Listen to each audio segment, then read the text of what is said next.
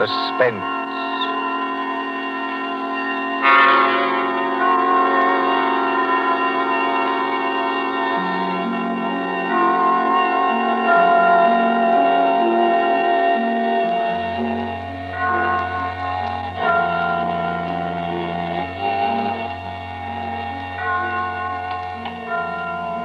Now let's see. Suspect, suspectant, suspend. Here we are. Suspense. The condition of mental uncertainty, usually accompanied by apprehension or anxiety. Fear of something which is about to occur, as do not keep me any longer in suspense. For our story of suspense tonight, we invite you to enjoy The Devil in the Summer House by John Dixon Carr.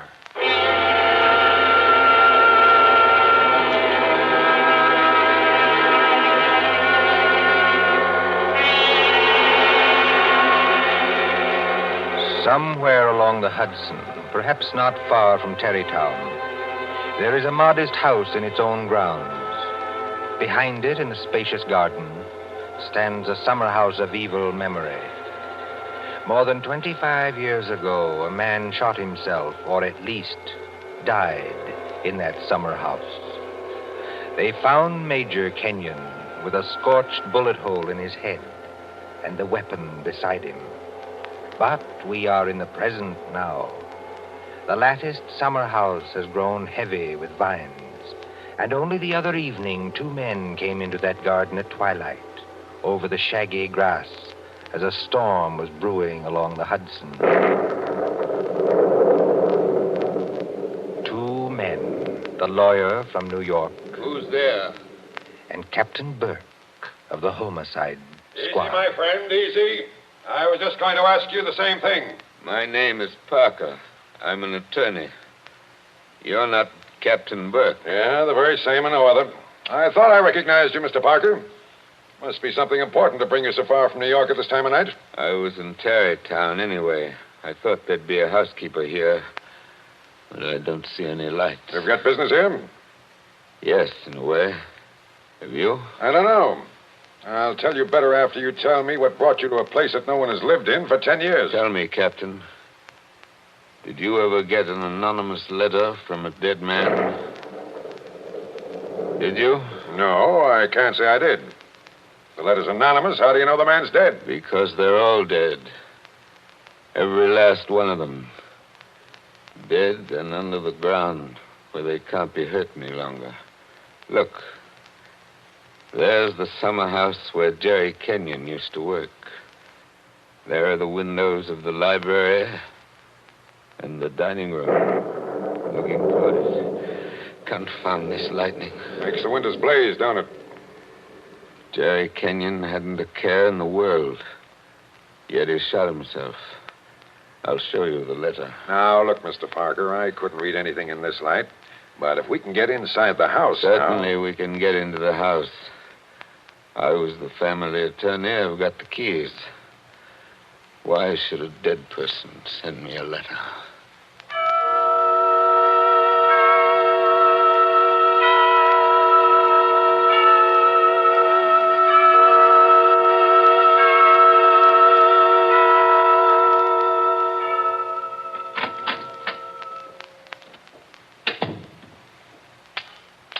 No lights working, eh?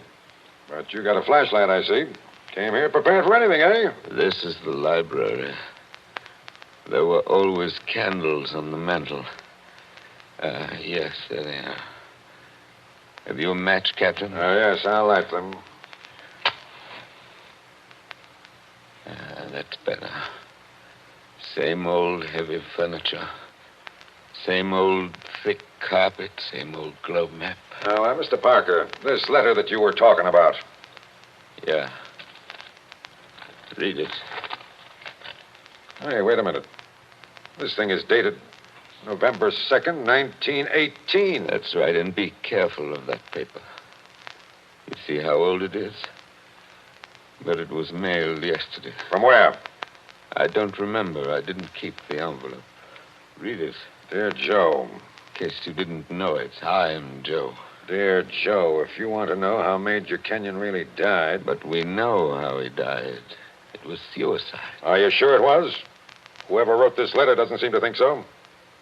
If you want to know how Major Kenyon really died, look in the third drawer of the desk in the library. Press hard at the back of the drawer. Yours very truly. It's not signed. That's right. Now, you're sure you don't know who wrote that letter? This is the first time I've been back in this room, Captain. It was almost a home to me once. There's the chair where Isabel sat on the afternoon it happened. Isabel was Jerry Kenyon's wife. Beautiful woman. There's the door that the maid let me in by that afternoon. You know, Captain, seems to me they're all here tonight. Who? We stand beneath the sounding rafter, and the walls around us are bare as they echo our peals of laughter. It seems that the dead are there. Yet we stand to our glasses steady. You know it? I was in my school reader. How does the rest of it go? Yet we stand to our glasses steady and drink to our comrades' eyes. Here's a glass to the dead already. Hurrah for the next that dies. Excuse me, Captain. I don't know what's come over me talking that way. I was very fond of these people. Are you going to look in the desk drawer? This is a lot of nonsense. Then why are you here, Mr. Parker? Jerry Kenyon was always a happy man. At least that's what I always thought. Big, boisterous fellow. Yeah? He had a good position with Vitaturn. You know, the phonograph company. Yeah, sure, I know. But he'd just been made a major in the Army. 1917. There was a war on then, too, if you remember. I remember. To make the world safe for democracy. Old days. Old heartaches. Old memories. I remember that blazing hot day in August when all the windows were up. I remember this room. And Isabel, that was Jerry's wife, sitting in that chair, knitting. I remember...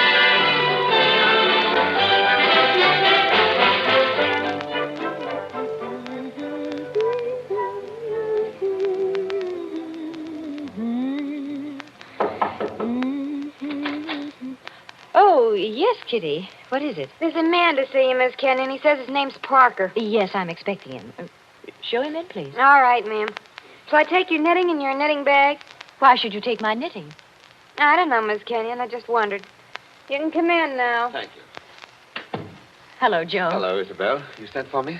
Joe, I must apologize for Kitty. Servants are getting to be a problem nowadays. She looks pretty enough to get along. Oh, Kitty's got large ideas. She wants to go on the stage, if you please, and do imitations, like Miss Draper. If she only knew how hard it was acting all your life. Isabel, you've been crying. I have not. At least, Is that why you sent for me? I've missed you. You haven't been here in over a week, Joe. I had an idea Jerry was getting a little tired of having me around this house. Oh, no, Joe. Why, Jerry... Yes, what about Jerry? I wish I knew, Joe. That's why I wanted you here. Where is he, by the way? I want to say goodbye to him before he leaves. He's probably out in the summer house where he works with all those papers. He's got a lot of work to catch up with. He's going overseas tomorrow. Yes, I know. He's out there. He's been out there all day. His last day here, and I've been alone. That sounded like a shot. Yes, it was a shot, Joe, In the house. dear. Doesn't seem to worry you. It's only Paul, Jerry's brother, Paul. Oh, thought you'd gotten him off your hands for good. Jerry asked him out. He got here 2 nights ago. That doesn't make it any easier for you, does it? No, I don't mind. Jerry's fixed him up with a pistol range in the cellar. Paul's a terribly bad shot. Not like the rest of us. You don't seem to like it, Joe. Shall I have Kitty go down and tell him to stop? No, it's bearable. As long as he keeps away. Poor Joe. But, about Jerry, who is it this time? Joe, Jerry's been home 5 days on leave from camp. Well, never mind what camp. But he spent 4 evenings of those 5 with that Fisk woman. Diane Fisk? The redhead with all the money? Oh, she got money? Wow. She must have some attraction then. Please understand me, Joe. It's not that I'm jealous any longer. It's just No, that of course not. Jerry goes his way and I go mine. I may not be without admirers myself, if it comes to that. You've no idea how true that is, Isabel. No, I was thinking about Jerry. He may not always be lucky. He may meet some girl who's not as broad-minded as I am. And then when he gives her the go-by... Paul must be getting really furious down in that cell. He's not hitting He anything. must be using a lot of ammunition. Now, your trouble, Joe, is that you're too much of a gentleman. And if you really want to see Jerry, there he is now. Where? Just standing in the door of the summer house. Look out the window. Infernally bright out there. Doesn't he look noble in his new uniform? Sam Brown belt and revolver and everything. Look how he turns around and waves his cap at us. Like a real soldier. Real soldiers don't exactly wave their caps, do they? He does. Jerry! Jerry! Hello there. Jerry, Joe Parker's here. Who? Joe Parker. He wants to see you. Well, give him a drink or something. I'll be up in a minute. Into the summer house again. Not a care in the world, has Now, he? listen, Isabel, you've got to slow down. You'll be crying again in a minute. Come on over here and sit down. Light hurts my eyes, that's all. Well, then we'll just pull these blinds. We'll still be able to see it. There, how's that? It's better, thanks. Now, can I get you anything? Oh, no, you heard the Great White Chief's orders. I'm to get you something. What'll you have, Joe? A highball? Don't bother with that. Oh, it's no bother. Everything's out in the dining room here. The iceman didn't deliver today of all days, so I'm afraid I can't give you any ice. I read in the paper yesterday that we're likely to have automatic ice boxes any day now. Things that freeze ice by electricity or something. Do you believe that, Joe? I doubt it. Listen, Isabel. Here you are. It's not cold at all. It's the best I could do. Thanks very much.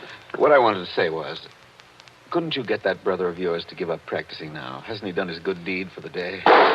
Yes, maybe he has. I'll ring for Kitty. You don't have to call me, Miss Kenyon. I'm here. Oh, yes, Kitty. What is it? It's only to tell you there's another visitor. This time it's a woman. Lady Kitty. Call her a lady, please. Well, maybe. She says her name's Diane Fisk. Diane Fisk, that's Jerry. Kitty, tell the lady I'm not in. Lady. She's a fine lady. I don't want to intrude, my dear. I don't want to intrude. Anyway, it's too late, Miss Kenyon. She's coming down the hall now. My dear Mrs. Kenyon. How do you do, Diane? This is a friend of ours, Miss Fisk, Mr. Parker. Oh, now, I don't want to intrude, really, I don't. I wouldn't have intruded for worlds, especially on a day like this. Isn't it awful? But your husband simply insisted, my dear Mrs. Kenyon. He simply wouldn't take no for an answer. I'm sure he wouldn't. Do you know what he's brought from his office as a surprise? No. A phonograph recording machine. He's going to let us use it. So that we can all hear ourselves talk twice. How nice. Heaven's name, can't somebody stop that firing? Don't fly off the handle. Take it easy now. Kitty, Yes, ma'am. would you please go down the cellar and tell Mr. Kenyon's brother he's driving us all crazy. Tell him to stop. Yes, ma'am. My dear Mrs. Kenyon, I do hope I haven't offended you in any way. I know I'm a silly little chatterbox. They say people who have red hair often are. Because at your age, you must find the heat very trying. Don't you think we'd all better sit down? I was very much interested in what Miss Fisk said about a phonograph recording machine. Mrs. Kenyon was just talking about a machine to make ice. Yes. Isn't science wonderful? But I do think it was mean of Major Kenyon to invite me out here and then go and fall asleep in the summer house. Did you say fall asleep? Yes, of course. How did you know?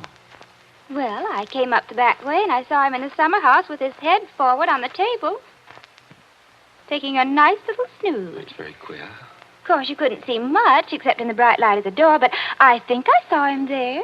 I didn't disturb him, naturally. But I think I'd better disturb him. Oh, now, please don't trouble on my account. The fact is, my dear, I don't altogether trust myself in this room. A woman of my age has to conserve her strength, you know. So if you'll just excuse me. Well, of course, if you... Oh, dear, I just can't think what I'm always saying because I have the best intentions in the world, Mr. Barker, but... Parker. Oh, yes, Parker, but I do somehow manage to offend people being so dependent and everything. Except the men, of course. I couldn't offend you, Mr. Parker. Now, could I? Madam, I'm not sure. Well, of course, the person I really came to see was Paul, Mr. Kenyon's brother. He's a little young, of course, but he's joining up next month, and I think we should all do our bit, don't you? He has such a pleasant personality. I think he likes me. Why, if he walked in at that door this minute... Now, how am I ever going to get any place? Someone's always interrupting my revolver practice just when I'm getting to the point where I can... Oh, Why, Paul, good Lord, are you here again? you're a very untidy object, Paul. Well, it's pretty untidy in this cellar. And dirty. I've got cockroaches on me, so keep away. Did you have a good day's shooting? Swell. One of the best. Hit the target? On the only shot that mattered, I hit the target dead center. That sounded like Isabel. I think it was Isabel. Why have you got those blinds down? Get them up. What is it? What's wrong with you? What are you looking at through that window?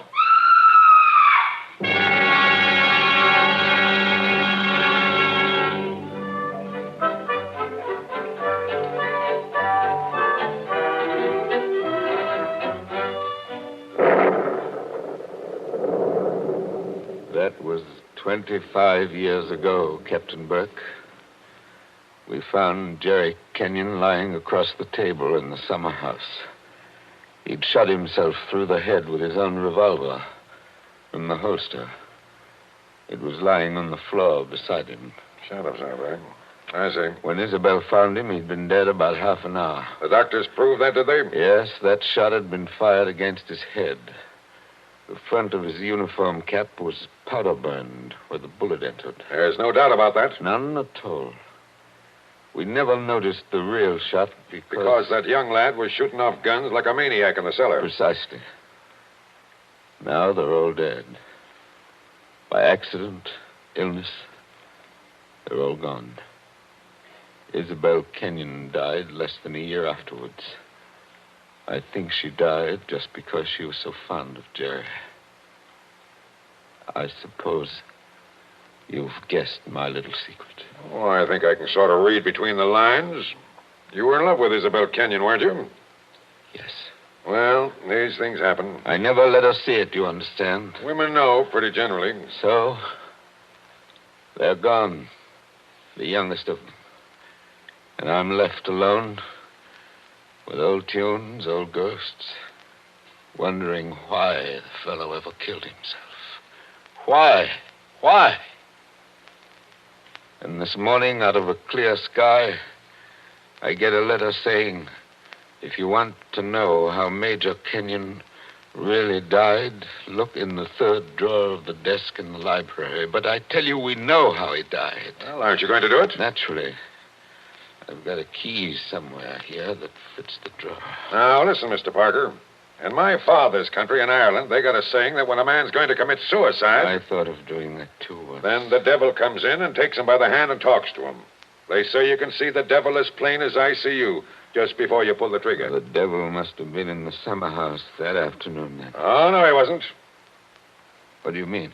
Major Kenyon didn't kill himself. He was murdered.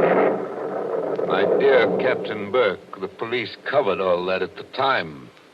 Everybody had an alibi. They did they? Well, think of what I've told you. Isabel and I were together all the time. Paul, her brother, was shooting off guns in the cellar. Yeah? Diane Fisk. Yeah, what about her? Her chauffeur who drove her there swore he saw her walk straight up to the place. She passed the summer house, but didn't stop there. Well, that checks. Even Kitty, the maid, could prove she'd never stirred out of the house until just a minute or so before Isabel went herself. Oh, and why did the maid have to leave the house at all? She was taking Jerry the black coffee he drank every afternoon. He'd already been dead half an hour then. And that, my dear Captain, disposes of everybody. Well, now listen, Mr. Parker. You're a good guy, and I'm not going to hold out on you any longer. You see, I say Major Kenyon was murdered because I know he was murdered. By an outsider? By one of the people in the house. That's impossible. Is it? Well, why don't you open that desk drawer and see? What time is it? It's 7:45. 7:45. And I haven't got much time. For what? Holy St. Patrick, will you open that drawer? If it's waited 25 years, my friend, it can wait a minute more. I've got the key somewhere in this bunch of keys. Everything the same. Paul never altered what he inherited. Same old desk, same old phonograph. Same old... I think this is the key. Yeah, it opens. There's nothing here except one or two old newspapers. Everything very dirty. The letter says to press hard at the back. Have you tried that? Doesn't seem to.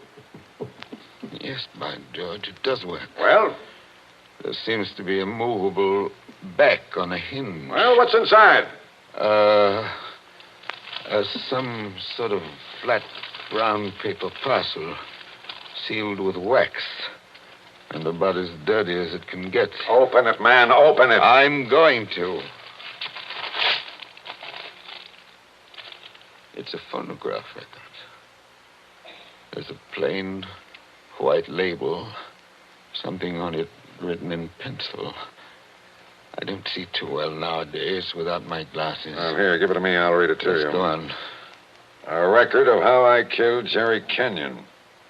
Say, don't you get it, Mr. Parker? This is the real goods. The murderer's going to tell us his own story 25 years later. Be careful. Whatever you do, don't drop it. Well, you seem to be interested enough now. I don't say I'm not interested. I say I can't believe it. You know, when you were talking about the dead coming back and that kind of thing, you sure started giving me goose pimples. But that's just what it is, a dead person. Now, there's the phonograph. Put that record on. Let's hear what the ghost says. Any of them could have made the record, of course. The apparatus was all here. Don't just stand there by the phonograph. Won't it work? Yes, it works. Is it wound up? Yes, it's wound up. Here goes. Now, look, Mr. Parker. Whose voice do you think it's going to be? I don't know. Now, I want to warn you. The voice you're going to hear from there... Please, be quiet. Listen. I've started it up. Well, speak up. Who killed Jerry Kenyon? I killed him, Joe, dear. Isabel. I'm sorry about it, Joe. But I had to have you for an alibi. And you were so terribly easy to It's fool. only a phonograph record, man. Don't look at it as if it was alive. You said you and I were always together, Joe. But that wasn't quite true. I left you to go into the dining room and mix a highball, remember? Yes. And I was carrying my big knitting bag. Remember that, too? And there was something else in it besides knitting. I'm an awfully good revolver shot, Joe. I told you we were all good except Paul. And the back windows of the dining room faced the same way as the back windows of the library. Thank you, Isabel. Thank you. Jerry very was much. in the summer house. I made a sign to him from the window, and he came to the door there. In bright sunlight, 50 feet away. True again, Isabel. True Joe, again. don't you know what August heat is in a wooden summer house? Didn't anybody see that no man would be wearing a cap inside on a day like that? Jerry had taken his cap off before he went into the summer house. We saw him do it. He was bareheaded when he came to the door. So I lifted the revolver and shot him through the head.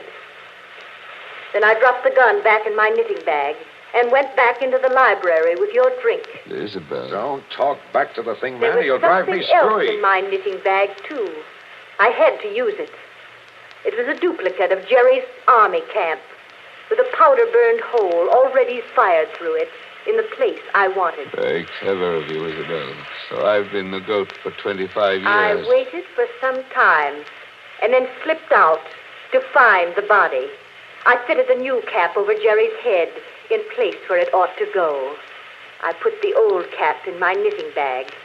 I took his revolver out of the holster and kept it. The gun that I'd used, I dropped on the floor beside him. So I proved it was suicide. You see? You proved it to me. Joe, listen, I'm very sick. They tell me I'm going to die. You are dead. Joe, I'm afraid. I'm going out in the dark, and I don't know what's there. Don't go away, Isabel. Come Joe. on. Just for a minute. Okay, I've had just about enough of this. Joe, I want you to tell everybody about it. I want you to tell them how a poor, crazy woman couldn't stand that man any longer, and how... Yeah. It's cut off, and it's going to stay cut off. Thank you. I've heard about enough, too. But you can't arrest her now, my friend. You can't arrest her now. After hearing that, I'm not going to arrest anybody. Tell me, Captain. Did you know what was on the record? No. That's why I had to hear it. I knew about it, but I wasn't sure what it had to say. But so help me, I never guessed how hard it would hit you.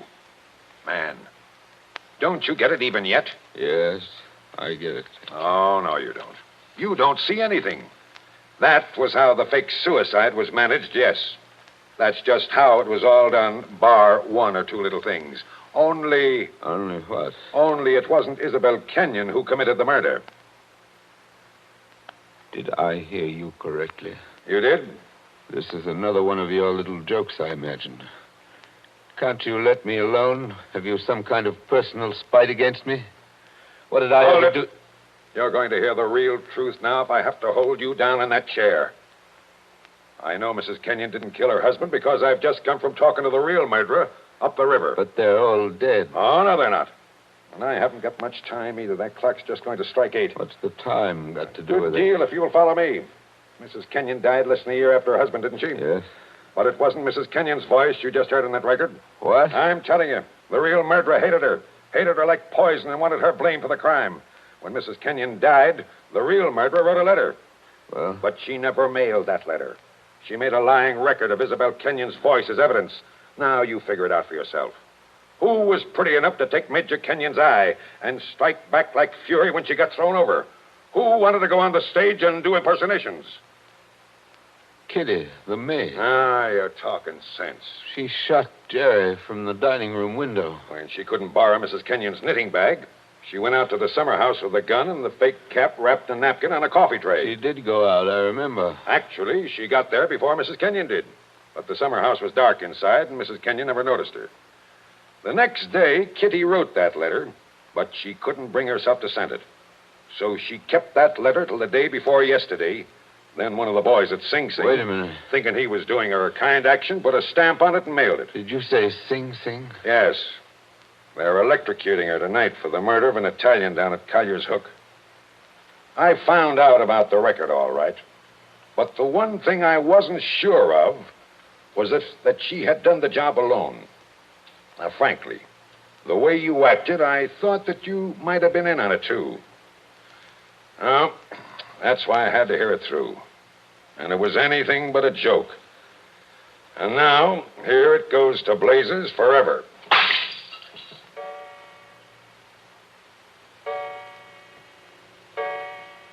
Eight o'clock. Now she's dead.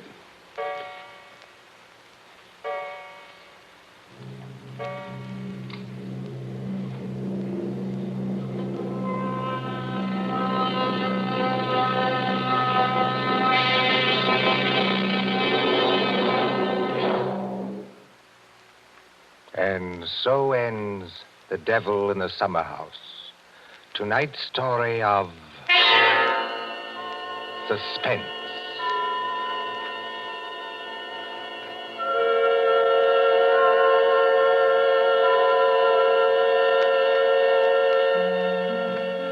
The part of Mr. Parker was played by Martin Gable.